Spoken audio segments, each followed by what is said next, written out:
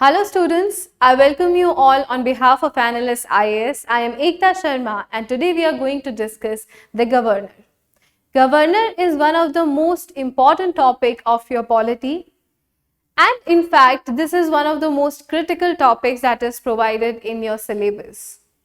Many questions have been asked in the past, prelims examination as well as mains examination related to governor. That's why it becomes, and in fact, given the importance given to governor and various the critical part played by governor in Indian polity, it remains relevant for your UPSC examination all throughout. So, without any further delay, let's just start our discussion on governor. In fact, before we start our discussion, I would really like to tell you that this topic will not take a lot of time for you to cover. It's a very small topic. In fact, if you read president, you can alongside read governor, you can discuss or you can understand the similarities between the two offices and can also understand the differences.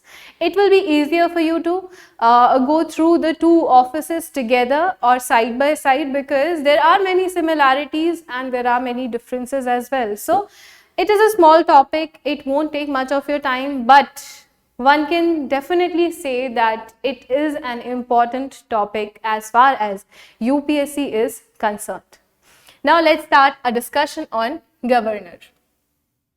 First of all, whenever we talk about polity, whenever we talk about any issue, any topic related to polity, the very first thing that we try to deal with is the articles that are provided for that particular topic. Now here we can see that governor, in regards to governor, there are majorly Article 153 to 167 of Part 6 of Indian Constitution. Simple, you don't have to remember the whole range of the articles, but just the important articles given in Part 6. See, Part 6 is important for you to remember that Part 6 deals with the governor of India or the governors of India, and the various articles you may, even if you forget in the due course, that is also okay, but it will be good that if you can at least remember the important ones. For example, Article 153 that requires that there shall be a governor for each state. So the very first article, Article 153, says that there shall be a governor for each state. Article 155, it says that governor of a state shall be appointed by the president. So appointment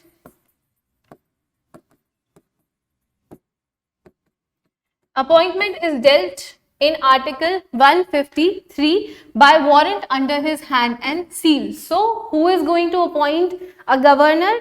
The President of India is going to appoint the governor. So Article 153 talks about that there shall be a governor for each state. Article 155 talks about the appointment of governor by the President of India. Then Article 156 provides that governor shall hold office during the pleasure of the president. Now this article here becomes essential because it basically talks about the tenure of the governor, right? So Article 153, Article 155 that talks about the appointment, Article 156 talks about the tenure of the governor, and then Article 157 which provides for the qualifications for the appointment as the governor.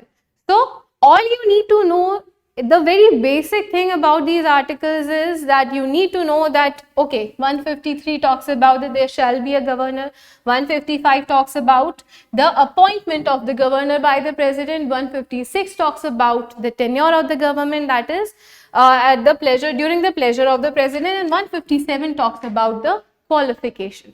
Then 158 talks about the conditions of office of governor. You may skip this article because it is not as important, so you may. But again, Article 200, it talks about assent to bills. The governor has following options. So it basically talks about the bill related powers of the governor. He has or she has following options when the bill is sent to the governor after being passed by the state legislature. So what are the various options? First, gives assent to the bill. Second, withholds assent. Third, returns the bill for reconsideration, provided that it is not a money bill. Money bill cannot be sent back. It is similar to president. Money bill cannot be sent back for reconsideration. And fourth is reserves the bill for consideration of the president. Now, among all these powers, the fourth power is one of those powers which are critical in nature or are criticized by various groups in the society. Now, let's move on to the role of governor. We all know that there are majorly two important stages of Indian polity, that is center and state. Right. There are also further divisions under state, but overall, if we talk about the prime two divisions, two stages of polity, that is center and the state. In center, we have president, and similarly in state, we have the governor. There are multiple issues related to the post or the office of governor which we are going to discuss towards the end of the lecture, but here all you need to know that this governor may not be the resident of a particular state, may not, while appointing a governor, president holds the final power. So, president can decide anyone to be the governor of a state. So, a person who is not a resident of a state, who is not well acquainted with the overall conditions of the state, the demography of the state, the problems of the local problems, regional problems of the state, becomes a governor, and that is a major point of criticism for governor. Okay, so these are the two major the stages of polity. Then we talk about the role of the governor. See, the role of the governor can majorly be divided into two arenas. The first one is as the constitutional head. So, at the state level, who is the constitutional head? The governor. So, as the constitutional head of the state, he or she is bound by the advice of the chief minister and council of ministers. Secondly, he or she is seen as essential link between the state and the center. So basically the things decided, so governor is bound. You need to understand the importance of this word, bound. Like in the center, the president is bound by the advice and aid given by the prime minister and his council of ministers. Here also, the governor is bound by the advice given by the chief minister and his or her council of ministers. So this is first, and second is the important part that he plays or she plays as a link between the state and the center. In our due course of lecture, we are going to see how he or she plays this important link between state and center. After the 7th Amendment in 1956, now there can be governor for more than one state. So one person can be a governor for more than one state. Now this can come as an important statement based it can come as a statement in any question in prelims for you to choose right or wrong, right? So you need to know that yes, a governor can belong. After the Amendment 7th of 1956, the governor can belong, or one can have one governor for more than one state, right? Moving on to the next part, powers of governor. So let's discuss what are the various powers of governor. The first power is security of tenure. We have discussed this. The governor stays a governor or stays in his or her power or office till the pleasure of the president. So when we were discussing about the tenure of the governor, so a governor can stay in his power or in his office till the president chooses so, right? Article 156(1) very clearly, we have already read this, but let's reiterate. Article 156(1), it clearly says that removal of a governor by the president in case the governor is pursuing policies detrimental to the state or India, it takes the place of an impeachment. Okay, there are no specifications as to what are the various areas or what are the various issues that if a governor does this thing or that thing, then he or she may be removed. So the specific points are missing, and that is why it becomes a very gray area, right? Pleasure of president, what does that mean? It becomes a gray area and also a critical point.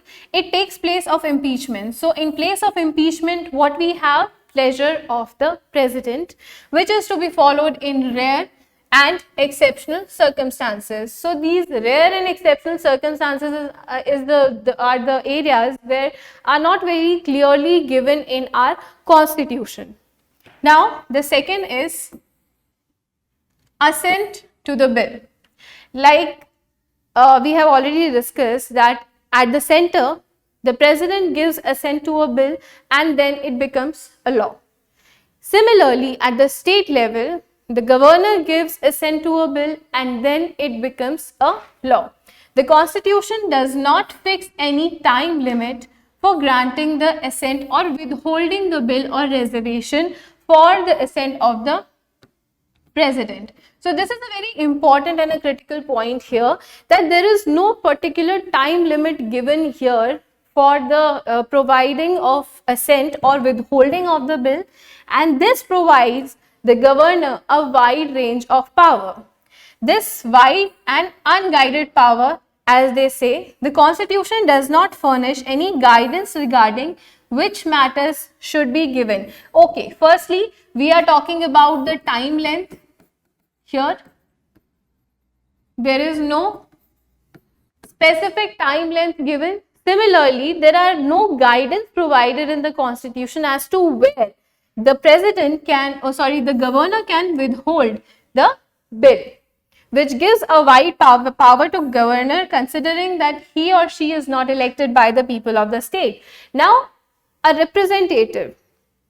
Whenever we talk about a representative, we automatically think that a representative must belong to the people of that particular constituency or that region, right? But in this case, governor is not even, he or she is not even a part of that particular state or a region and still becoming a governor of that part. So, despite all that, he has or she has the power of not just in terms of time length of keeping or withholding a bill, but also in terms of the gray area that is there in regards to which matters that he or she can withhold the bill for, right? Or the areas where a governor can withhold his or her assent. So these provisions, they provide a very wide range of powers to the governor. Moving on to the next point, that is appointment of chief ministers. Now this is again a very important area. Now appointment of chief minister is one of the power provided to the governor that is, that stands out. Why? Because the chief minister is the one who he or she is going to, or the chief minister is going to guide the governor of that state. So finally, the final say of appointing the chief minister lies with whom? The governor.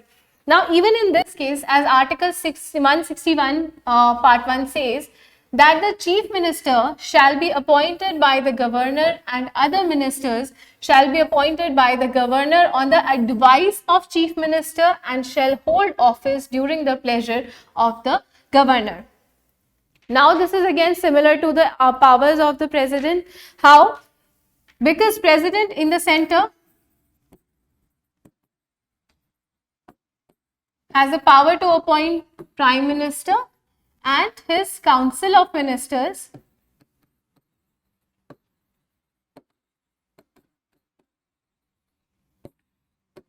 after consulting the prime minister.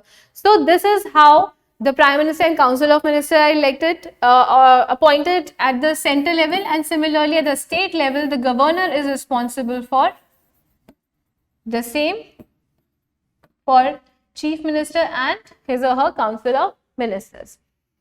Now, this power has a large degree of discretion. Especially when we say that when no single party gets a clear majority, the governor has to exercise his judgment in the matter of whom he should invite. Now, this becomes a very critical area. This discretionary power of governor becomes a very critical area. Why? Because see, overall, after discussing the appointment and the tenure of the governor, you can see that governor to a very large extent has some sort of a binding power towards the center, or center has some sort of control over the governor through president, right? And in this case, what happens is when the final say of appointing the CM of a state is given to the governor, in that case, governor might, act in accordance with not the what is right for the state, but in accordance with the advice or the will of the center, right? So this is another critical area on which people have consistently criticized the role of governors on multiple instances. Now, in this case, I would also like to mention a few other powers of governor here, which are not, similar to president.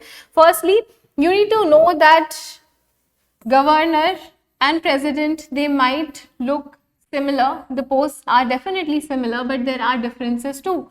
Let's see what are the two major differences. The two major differences here are, firstly, a governor does not have, a governor may have the power of pardon, but in case of death sentence, the governor does not have much say. Similarly, in case of court martial, the governor does not have much say, or both these things are mainly dealt by the president. Another area where there are sort of differences with president is the, for example, if in case of president appoints the judges of Supreme Court, right? If we have clear-cut division of power between state and center, then in that case, the governor must be the one appointing the judges of High Court, but that is not the case. The judges of High Court are also appointed by the president in consultation with the Chief Justice of India and the governor of the state. So here, these are few powers that are different as compared to president. I mean, other powers, they go hand in hand. In center, it is president, and in state, it is the governor. But these are few powers that the president has over the governor. Right.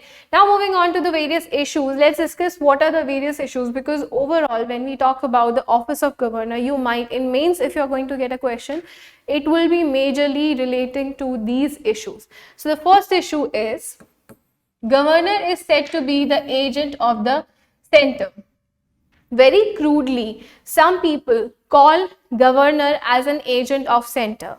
Now, if you see, the appointment is with the center, the appointment of a governor lies with the center, the tenure of the governor lies with the center. So, after all these things, in fact, the assent to a bill can also, it is a discretionary power of the governor, but governor can stall a bill and can refer it to the president. He has that power, right? Here also there is an interference by the center in the state matters. So all these things, they come under a scanner, and finally people call, sometimes in many cases, governor as the agent of center, very crudely and crassly. But so, since there is an apprehension that he or she likely to act in accordance with the instructions, if any, received from the center in case of conflict between union and state. Now, imagine a situation where, a governor is there, and he is dealing with an issue where there is a difference between the center and the state, Now, what do you think a governor will do? In this case, since, practically thinking, and in fact, there have been instances in the past that the governor has worked or acted in accordance with the center, because after all, the appointment and tenure lies with the center. Now, this has to do with the fact the governor is appointed and removed by the president acting in accordance with the advice of PM and Council of Ministers. There have been multiple instances, thus the center tends to hold a substantial power over the governor. The second issue, basic scheme of federal constitution. The instance of removal of governor in case of his action which does not fall in line with the center goes against the basic scheme of federal constitution. Federal constitution states that there are states need to have their own powers, right? They need to have their own domain. They have their own domain where they exercise their own power. But if in case of state issues or states, the center starts having a larger say, then in that case, it will become a flawed model of federal constitution, right? So, this is another thing that is a challenge in relation to the governor's office, that is the basic scheme of federal constitution is disturbed. The next one is office of governor is a choke point. People call office of governor a choke point. Why? Because it has been argued that office of governor represents a choke point in the constitution, ordinances and emergencies. So, in case of ordinances and emergencies, who has the power? The governor has the power, right? And other such points where popular will and federalism.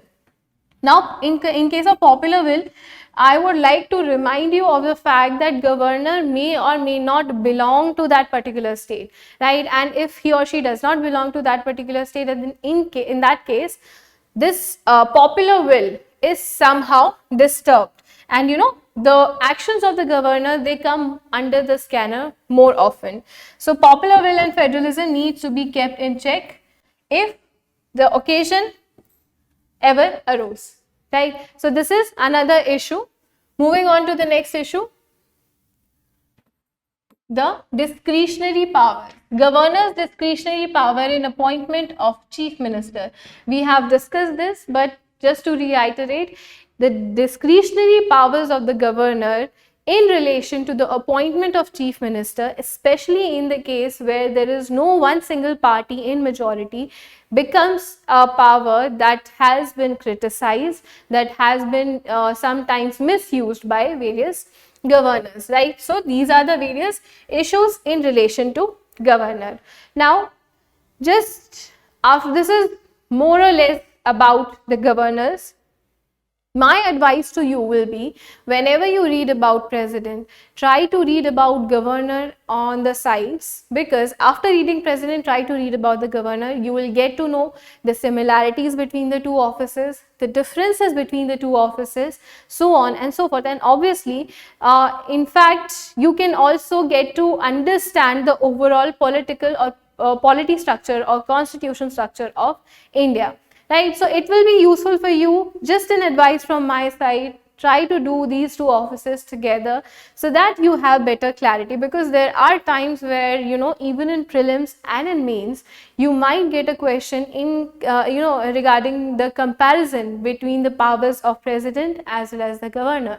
So just a suggestion, you may follow, you may not follow, you might have a different scheme of your own studying or preparation. So nothing to worry about, it's just a small topic but an important one. Please do read about this, because governors and various issues related to governors, they do remain in news more so than you thought. So let's discuss what can be done in relation to or in regards to improving the situation. The very first thing, formulating transparent procedures. Some experts have suggested that transparent procedures can be formulated by the constitutional amendment of parliamentary statute for selection of governors like that are there for constitutional bodies like Comptroller Auditor General and Chief Election Commissioner. So there are suggestions that you can, since currently in regards to qualification of a governor, there is no specifications given in the constitution. All that is written is that the governor must be, the citizen of India, should be of 35 years of age or more, so on and so forth. So these are very vague qualifications given about a governor, such an important post, right? So there are various experts who say that we can provide specific qualifications for a governor through amendment in the constitution itself, like we have provided for various other positions like CAG and CEC. Then another one is neutral governors. Former Secretary General of Lok Sabha has suggested that since governor is the only direct link between the center and the state, it is required that they follow strictures of the constitution and not the diktats of political parties. So the governors on their part, it is very essential that they should follow the overall political scheme, the overall constitutional scheme and what is required by the constitution, not by the political parties, or they should not at least act under any pressure from the center or the state. They should have a very independent say, they should have an independent action or working style. The third one is cooperative federalism. Now, cooperative federalism is another thing that has been in use for a very long time, ever since the recent government has won the elections. So, cooperative federalism, there is a need for collaboration between states and governors to give a cooperative federalism a new dimension, with governors playing a catalytic role as agents of change in the society. So governors, they should work in tandem with the state governments so that the changes in the local society, the required changes in the state can be implemented, right? There should not be state versus center or center versus state, but there should be a synchronization between the actions of state and center. Both should work finally for the upliftment of the people of the state. So this was all, guys. This was majorly about the role of governor, the office of governor, the various controversies related to governor. Now you can go through these specific articles given in the constitution. You can understand, as I've said, that you need not learn each and every article, but the important ones and what it deals with is more than enough. Similarly, in fact, when we talk about these changes or what needs to be done, there have been committees, there have been prior suggestions given by various government committees like Punchi Commission, like suggestions given in S.R. Bomai case. So all of them are available in our Analyst Weekly. You can go through the article on the governor, the first part, and can read all the suggestions given by various committees. So this was all, guys. I hope the lecture was helpful to you. I hope the office of governor became more clearer to you. I hope it will be helpful for you in writing your answers and in solving your questions in the prelims examination. Hope you're doing well. Take care. Keep studying. Thank you.